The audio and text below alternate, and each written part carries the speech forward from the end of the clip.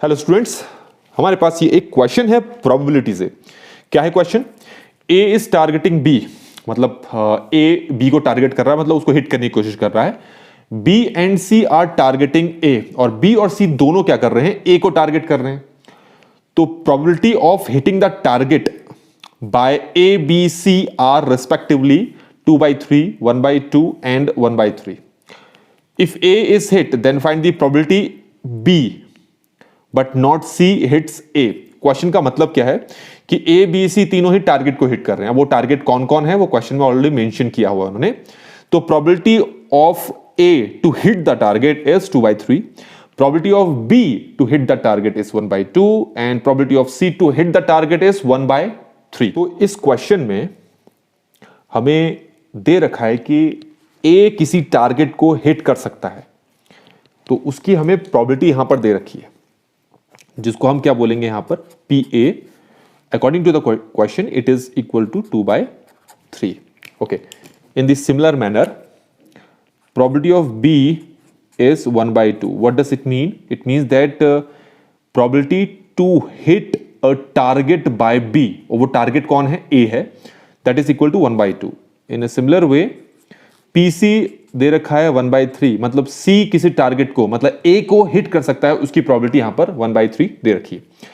तो most important thing जो आपको यहां पर पता होना चाहिए वो ये है कि यहां पर A B C they are independent to each other. ठीक है, मतलब एक की प्रोबेबिलिटी दूसरी की प्रोबेबिलिटी में कोई इफेक्ट नहीं डाल पाएगी, that's why they are independent. ठीक है, अगर इंडिपेंडेंट इवेंट्स किस तरीके से अगर ये समझना है तो let me give you one example. Suppose that in a bag we have 3 red balls and 2 white balls. Okay, if you are asked to draw a red ball and a white ball, एक red ball निकालो एक white ball निकालो, तो that is obvious that अगर starting में आपने red ball निकाली then आपने व्हाइट बॉल निकाली, तो प्रोबेबिलिटी ऑफ रेड बॉल यहां पर हो जाएगी 3/5, और प्रोबेबिलिटी ऑफ व्हाइट बॉल हो जाएगी आपके पास, अगर आपने रेड बॉल निकाल ली है और उसके बाद आपने उसको रिप्लेस नहीं किया है, तो वो हो जाएगा 2/4. ठीक हो गया? अब अगर आपसे कहा है कि पहले व्हाइट बॉल निकालो देन रेड बॉल निकालो, तो in that case probability of white ball will be 2/5. Now check, these two answers are different, that's why these two events are not independent.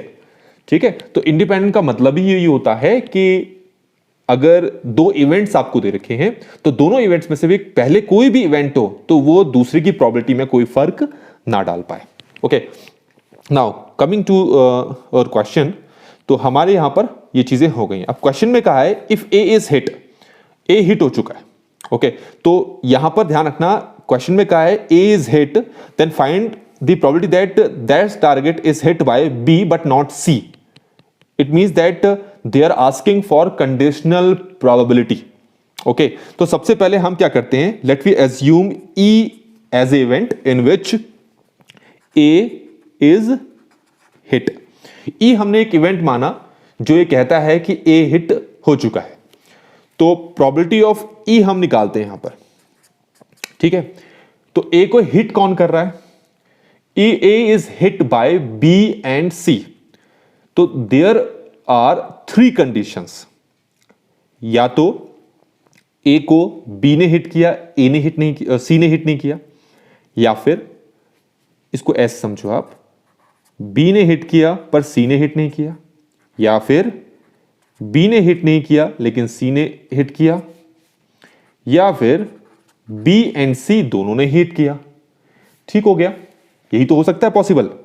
तो क्योंकि मैं ऑलरेडी आपको बता चुका हूं कि A B C are independent, तो अगर ए बी सी इंडिपेंडेंट है then A dash B dash means A complement B complement and C complement are also independent.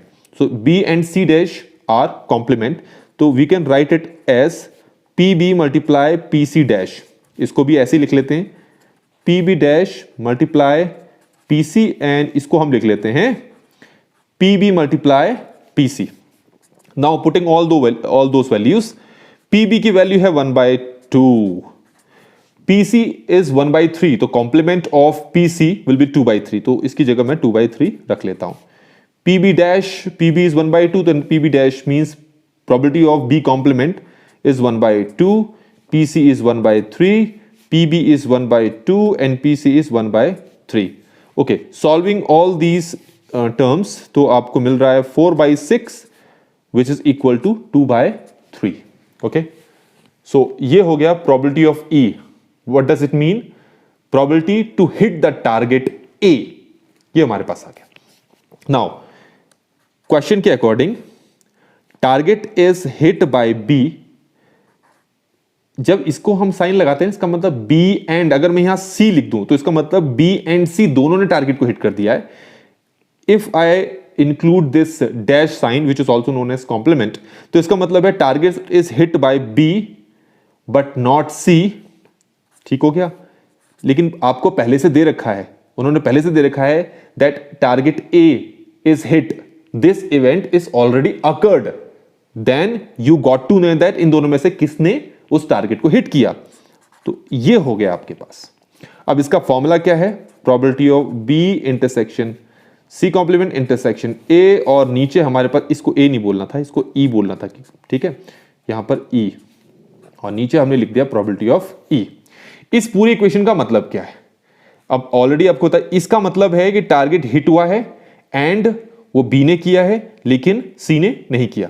तो इसको सिंपल ऐसे भी लिख सकते हो, B इंटरसेक्शन C कॉम्प्लीमेंट और नीचे PE, क्योंकि B and C dash are independent, so that's why we can write it as PE multiply PC dash और PC complement also you can say. PE will remain as it is. ये sorry यहां पर PB है ना, फटाफट. Okay, now putting all those values. PB की value दे रखी है 1/2.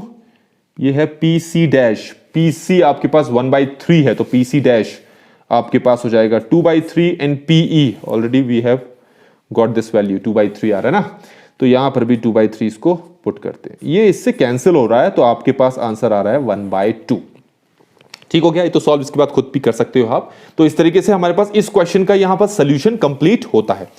ठीक है, तो हमारा आंसर कितना आ रहा है यहां पर? 1/2 आ रहा है. तो आई थिंक, आई होप कि आपको यह सोल्यूशन समझ में आया होगा.